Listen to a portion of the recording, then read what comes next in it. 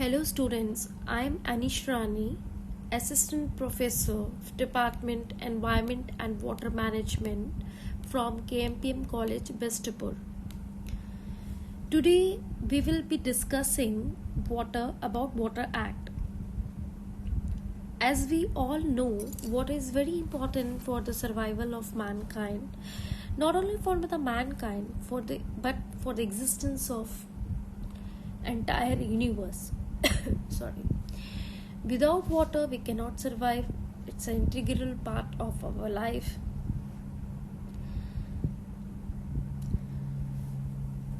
As we know that our constitution, Indian constitution, was constituted after 1947, after independence, after constitution. Still there were no such clear provisions made under any for control of water and or preventing any water pollution. However, the Stockholm Convention was took place in 1972, which was the landmark which proved to be the catalyst for the development of law in India pertaining to water pollution. After this convention on human environment, this law was enacted in India, where India being the signatory to the convention, and where India participated, and after getting influenced and after having gone through the many discussions on the issues of water, India enacted water. The Indian government, Union government, enacted Water Prevention and Control of Pollution Act 1974. So it was introduced in 1974 to prevent, control water pollution and to maintain the quality of water.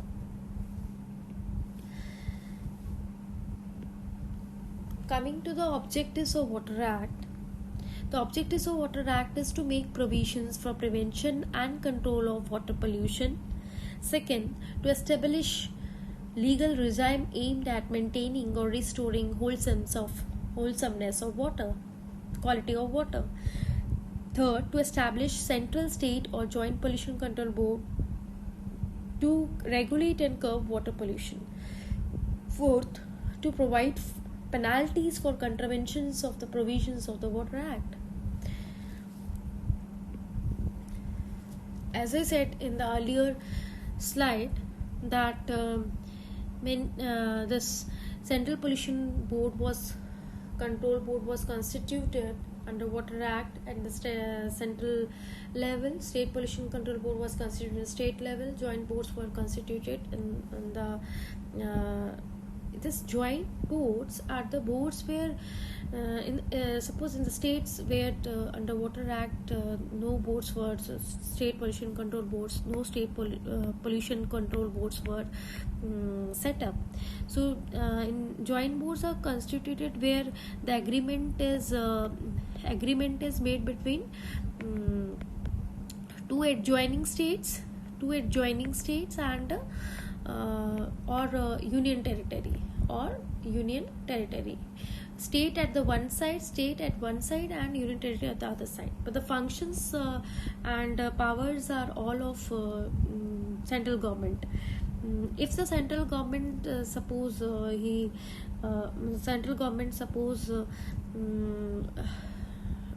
does not discharge functions, cannot discharge functions, then it delegates the powers to the state to function the discharge the functions of union territories.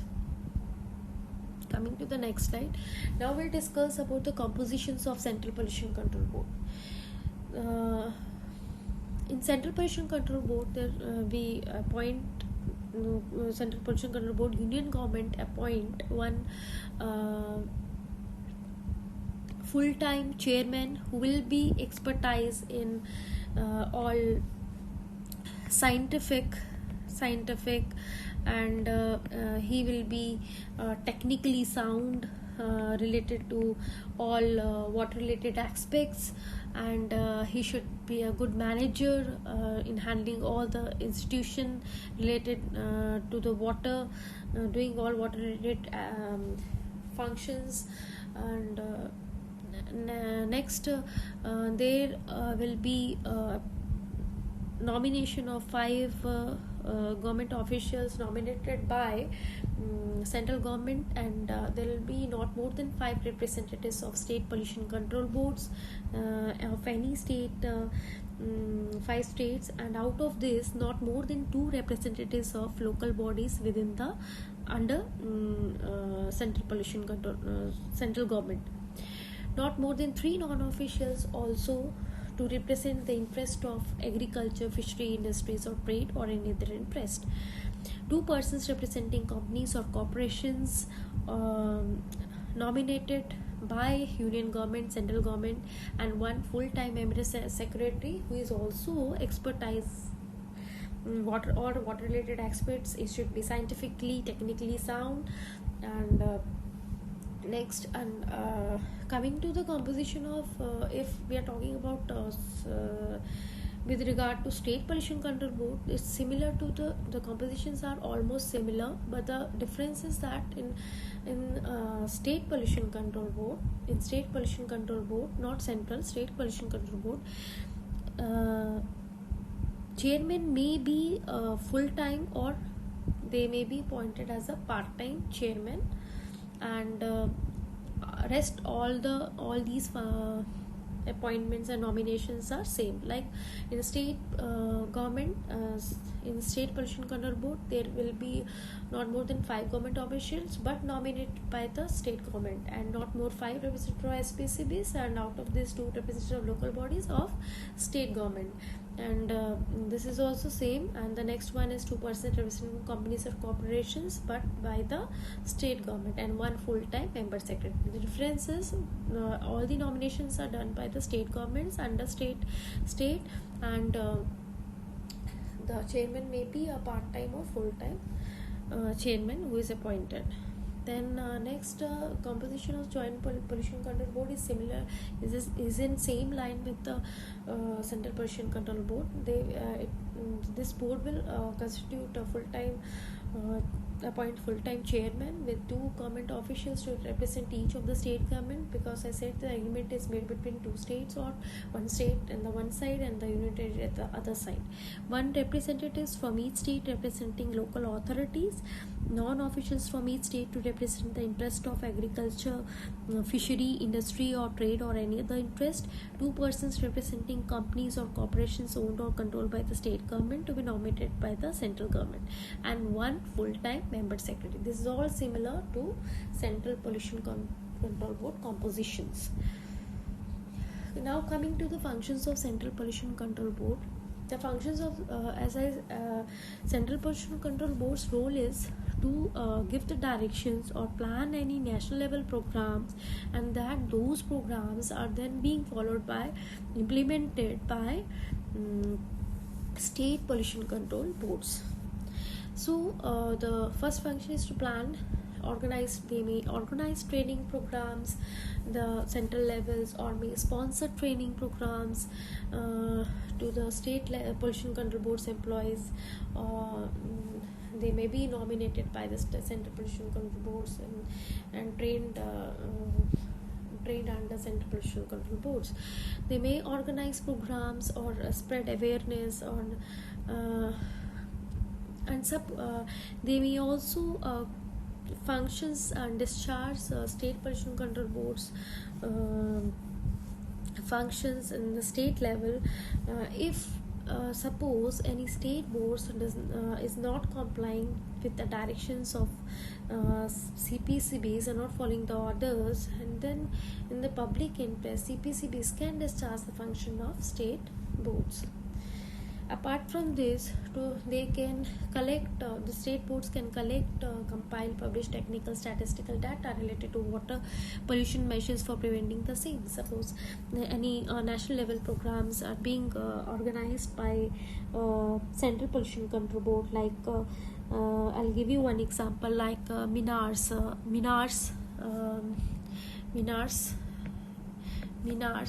is the central level program related to water. This is the monitoring in natural resources. So this program was set up by Central Pollution Control Board, and this was implemented under this program. State pollution control boards implement the functions of all MINARS, and collect the samples, analyze the samples, collect the data, and submit the report to the Central Pollution Control Board. They compile and analyze the data, they make statistical output and data, and they may publish, and they may display in the central websites, Central Pollution Control Board websites. They may the next is they may prepare material regarding the sewage, trade affluents, and disseminate information, spread information regarding the same. They may lay down standards, norms for different river resources or potable waters under state in consultation with state government. Next, other functions are like I discussed this earlier, like they may set up national programs for prevention, control, abatement of water pollution, as I've given the example of MINARS. Then they may establish laboratories under central government where the samples are analyzed for every establishments under Central Pollution Control Board or central government, and other functions may be prescribed from time to time. Other functions, and now we'll talk about State Pollution Control Board functions. This is all similar to Central Pollution Control Board, but the difference is that the functions are discharged in the central level in respect to Central Pollution Control Board, and functions of State Pollution Control Board is discharged in state under each state. So they can inspect any industrial establishment as when required under Water Act. As State Pollution Control Boards gives consent to any establishment when it's set up under Water Act. They are not allowed to discharge any effluents without permission of state boards, and they may not discharge any wastewater coming out of industries without obeying or complying the norms and standards of Pollution Control Board under Water Act. They can collect and publish technical statistical data at the state level, or may compile and submit the reports to the central government of state. They may lay down state, as this is similar to the Central Pollution Control Board, and they may classify the streams or wells or modify the orders when required. And the other functions of State Pollution Control Board at state level, they may advise state governments regarding the polluting industries, or how to maintain the industries, or whatever the matter regarding abatement of water pollution. They may also set up laboratories, and they may set standards for treatment of sewage and trade affluents, and various other reliable methods for treatment of sewage and trade effluents, keeping in view various factors like soil conditions, climate, and flow characteristics of streams or wells. The state boards are empowered to amend, change any orders from time to time regarding prevention, control, or abatement of discharge of waste into streams or wells. same like Central Pollution Control Board. Central Pollution Control Board has also they can also function to have similar functions, like they can encourage, conduct or participate in research regarding water pollution prevention and control at state level, and in they can coordinate time to time with CPCB regarding training and mass education program related to water pollution prevention and control. Um,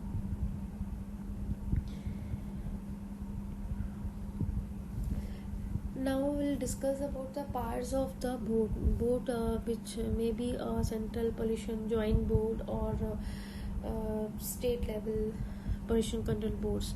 They have power to entry and inspection any time when required or given direction by the union government or state governments. Power to establish laboratories within state level and central level. They like in state level pollution control boards, they'll have one central laboratory and other regional laboratories in the state. Power to initiate emergency measures. They can initiate any emergency measures whenever required, like they may close the polluting industries if discharging any wastewater or effluents into the water resources and which unfit the water quality or make it unsuitable for drinking purpose. And they have power to collect samples through any establishment anytime, according to the provisions made under Water Act. Lastly, I'll come to the offences and penalties which are covered under this Water Act. So any persons who fails to furnish information regarding abstractions of water, the penalties may be severe or minor according to the offences made. The penalties are set, like if a person fails to furnish the information, because if like for any establishment which set up, it has to furnish the information regarding water, because the establishments are set up under is given grant or consent under Water Act to establish. So if they fail to furnish information or fail to comply the directions given by the board, or sometimes fails to furnish information regarding construction or establishment of industry without getting consent of pollution control board, still they start constructing or establishing the industries without permission, or damages the property or any work of the board, or minor faults like destroys or injures any notice, pillar, post, affix inscribed or placed by or under the authority of the board, the persons may be give imprisonment up to 3 months, or fine may be imposed up to 10,000. Like if the person, after getting punished, after fulfilling or after finishing the after getting punished, like which I said you in the earlier slide, he still continues his fault, he's still found guilt, like if he still fails to furnish the information or regarding to or submit the information, full detail of information to the person authorized by the board, or not obeying the orders, or willingly or knowingly furnishes false particulars or statements, he may be punished or imposed with additional, not punished, he may be imposed with additional fine up to ₹5,000 per day for every day during which default continues after first conviction, which I said that the first conviction was if he is found guilt, the punishment was 3 months imprisonment and fine of rupees 10,000.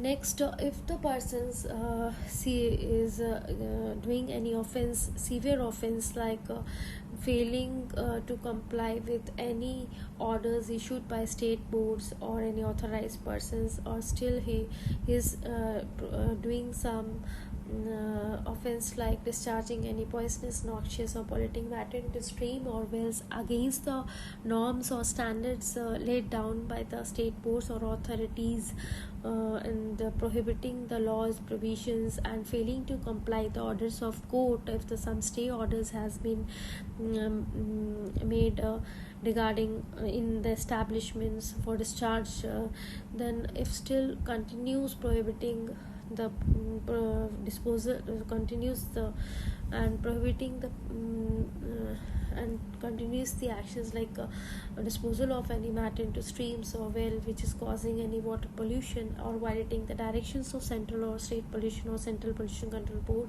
the persons may be punished with a minimum punishment of 1.5 years, which may extend 6 years, and also the fine may be imposed, or the punishment up to 3 months. Fine may be imposed for 3 months or with a fine up to 10,000 or both.